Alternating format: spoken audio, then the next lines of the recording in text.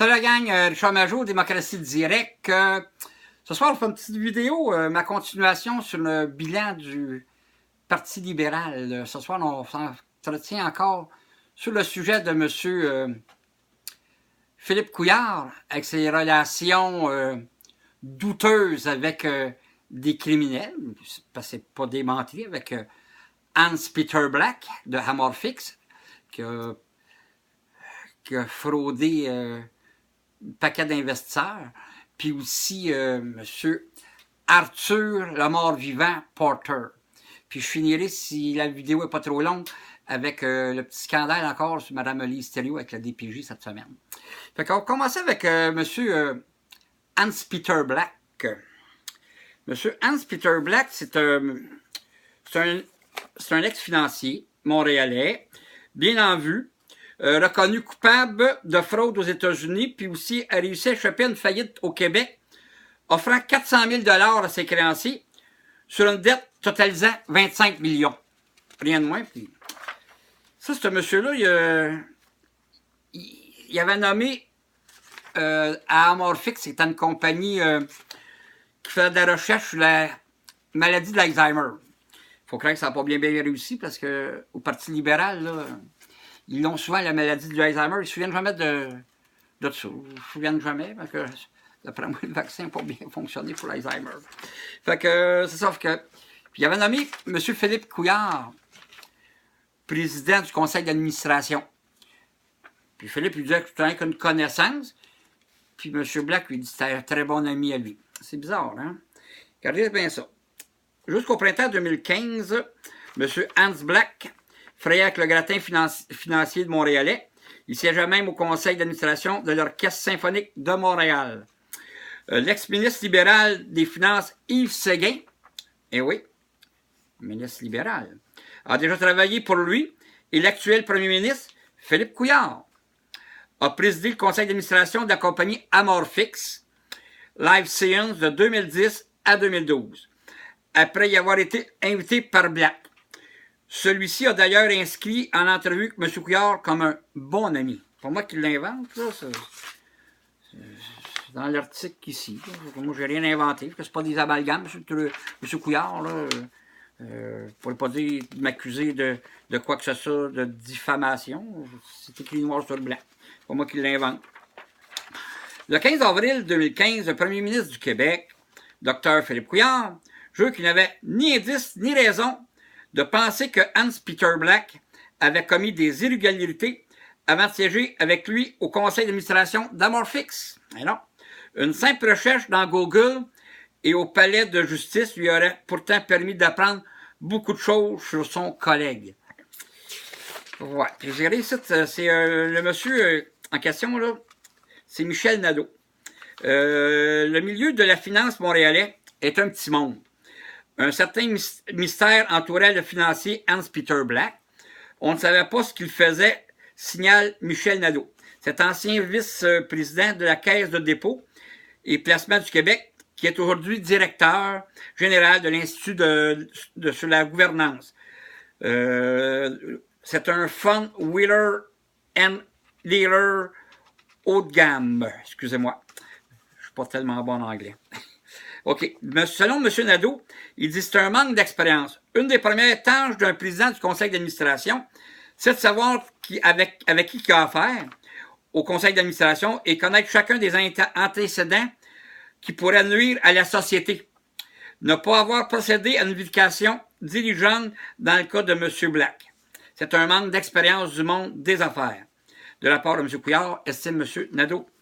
Il dit, au moment qu'il avait nommé, en le nommant président du conseil d'administration, on achetait la crédibilité de M. Couillard. Dans le fond, M. Couillard, vu qu'il était un ancien ministre de la Santé, fait qu'en le nommant président du conseil d'administration, ça menait de la crédibilité.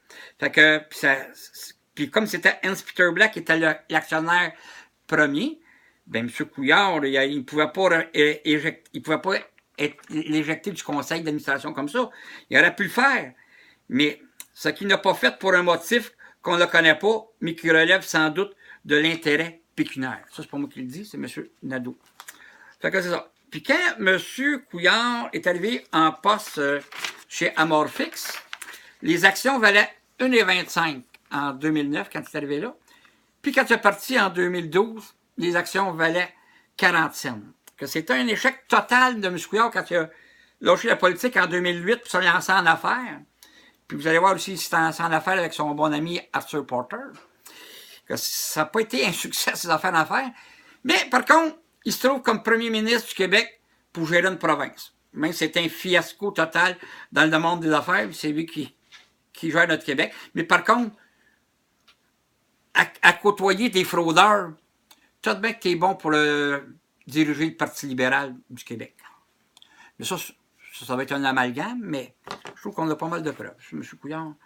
Maintenant, M. Hans Arthur Porter, celui qu'ils ont déclaré mort, pas que, selon moi, personne qui est morte n'a jamais vu de rapport d'autopsie, aucune photo. C'est pourtant, quand quelqu'un du monde interlope qui décède, là, les journalistes se décèdent, ils se déplacent pour aller constater les funérailles puis faire des photos de tout ça. Celui qui a fait la plus grosse fraude au Canada, 22,5 millions. Puis on ne sait pas si on n'a aucune preuve de sa mort. Puis tu sais, il était enfermé, ce gars-là, au Panama. Puis il a tout le temps refusé son extradition ici au Canada.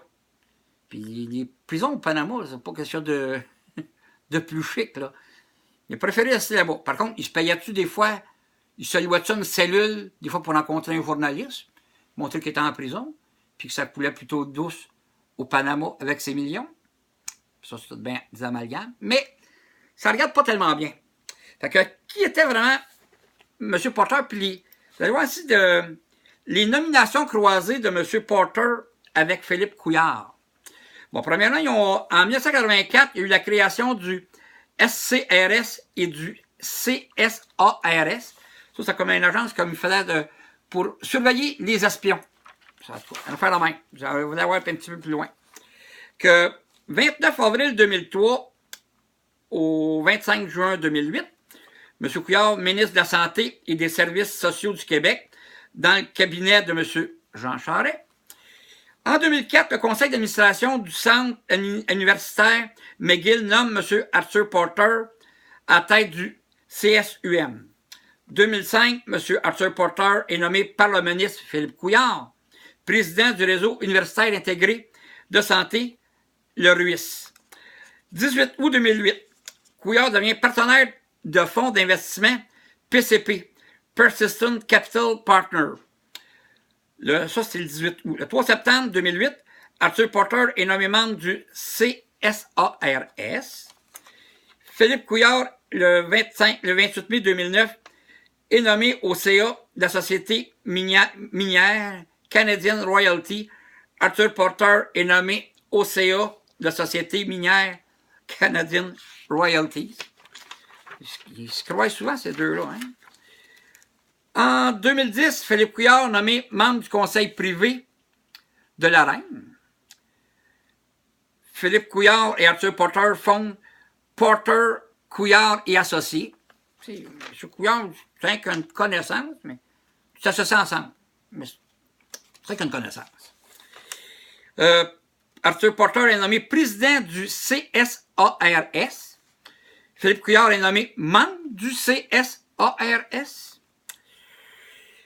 Montrer comment tous les partis politiques, quand je dis, ils mangent tous dans la même auge. Parce que moi, je ne parle pas sans une assiette. Ça gagne de part-là, ils mangent tous dans la même auge. Excusez-moi, mais c'est ça. Parce que le premier ministre Stephen Harper a annoncé aujourd'hui la nomination de l'honorable Dr. Arthur Thomas Porter, président, et de l'honorable Carol Skelton et de l'honorable Dr. Philippe Couillard à titre de membre du comité de surveillance des activités de renseignement de sécurité CSARS. OK? Le docteur Couillard de Saint-Félicien, Québec, est associé à Persistent Capital Partner et est également administrateur d'Amorphix Life Science. Vous vous souvenez tantôt avec Hans Peter Black? Fait que les nominations à travers en vigueur, regardez, Porter en 2011 démissionne du CSARS. Philippe Couillard démissionne du CSARS, lui, en octobre 2012. 4 octobre 2012, dissolution de la firme Porter, Couillard et Associés. Seigneur. Puis Philippe et Porter travaillaient tous les deux, comme je disais, pour le SCRS, OK? Que Couillard, il avait le double emploi, excusez, du comité fédéral responsable de superviser les activités d'espionnage du SCRS, puis comme conseiller du gouvernement en Arabie Saoudite pour former un service de neurochirurgien. Il a bien aimé son expérience en Arabie Saoudite, M. Couillard. Ah oui, très, très bien. Il a bien aimé ça, notre cher Philippe, son expérience en Arabie Saoudite. Et oui, tu sais, pourtant, l'Arabie Saoudite, les amis, là, je vais arrêter de lire les choses. Ce pays-là, là, il y a une décapitation en moyenne aux 2 jours. Puis Philippe, il dit qu'il a bien aimé ça. Puis, ça vous souvenez bien, il y a des scandales qui ont sorti. Philippe, il a placé de l'argent dans Catrao, en Arabie Saoudite, dans des paradis fiscaux. Puis ça doit être notre premier ministre, là. Premier ministre du Québec. Puis qui nous a à l'œil. Puis si vous avez des propos haineux, vous à l'œil, vous allez payer, vous allez avoir un casier judiciaire. Mais toi, mon petit Couillard, tu te fricotes avec des crapules, des fraudeurs. Puis tu nous pointes de ton gros doigt. Faut être effronté en tabac. Oui. On t'a dit. Que je voulais, excusez, ça fait 11 minutes 45 que je parle, que pour la suite de Mme Thériault, je vais vous revenir sur une prochaine vidéo, qu'on va parler aussi de notre cher Sam Ahmad, puis aussi Carlos Teteros. Ils vont tous passer dans les prochaines vidéos. Fait qu'on va vous revenir là-dessus. Fait que là-dessus, bonsoir, puis la semaine prochaine, comme je dis, un petit live en direct avec vous autres, les amis, pour échanger politique. Bye bye, à la prochaine.